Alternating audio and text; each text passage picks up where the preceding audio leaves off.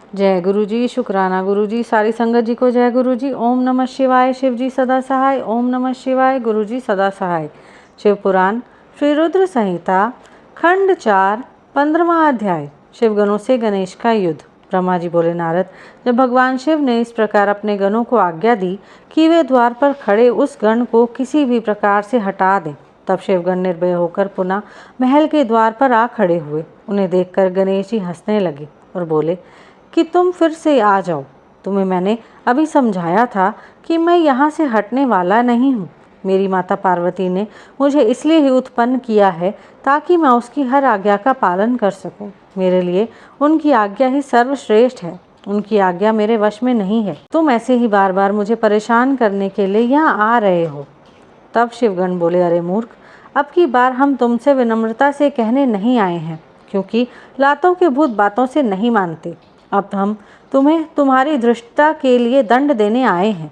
यह कहकर सभी शिवगण, जो कि विभिन्न प्रकार के आयुधों से विभूषित थे, गणेश पर टूट पड़े। गणेश और शिवगणों में बहुत भयानक युद्ध होने लगा, परंतु गणेश के साहस और पराक्रम को देखकर सभी शिवगणों के होश उड़ गए।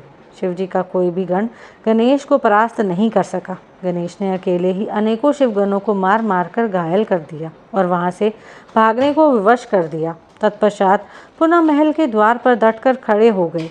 तब सब शिवगण घायल अवस्था में शिव जी के पास पहुँचे और उन्हें सारी बातें कह सुनाई। हे नारद, तभी मैं और श्री हरि भी भगवान शिव के दर्शनों के लिए कैलाश पर पहुँचे। वहाँ हमने भगवान शिव को इस प्रकार चिंतित देखकर उनकी परेशानी का कारण पूछा। तब शिव जी ने कहा, हे विधाता, हे विष्णु, मेरे महल के द्वार पर एक बालक हाथ में छड़ी लेकर खड़ा है और वह मुझे महल के भीतर नहीं जाने दे रहा है, अतः मैं यहाँ खड़ा हूँ। उसने मेरे गणों को भी मार पीट कर वहाँ से भगा दिया है। ब्रह्मा जी, आप जाकर उस बालक को समझाएं। तब मैं भगवान शिव की आज्ञा से गणेश को समझाने के लिए गया। मुझे वहाँ आया देखकर गणेश जी का क्रोध और बढ़ गया और वे मुझे मारने के लिए दौड़े। उन्होंने मेरी दाढ़ी मूछें नोच डाली और मेरे साथ गए गणों को प्रताड़ित करने लगे। यह देखकर मैं वहाँ से लौट आया। भगवान शिव को मैंने सारी घटना बता दी। यह सुनकर उन्हें बहुत क्रोध आया। तब शिव जी ने इंद्र सहित सभी देवताओं, भूतों, प्रेतों को गणेश जी को द्वार से हटाने के लिए भेजा, परंतु यह सब व्यर्थ हो गया। गणेश ने सबको मार पीट कर वहां से भगा दिया। उस छोटे से बालक ने देवताओं की विशाल सेना के छक्के छुड़ाकर रख दिए।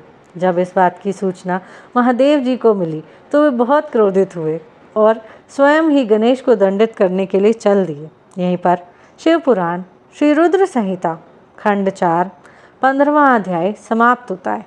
जय गुरु जी।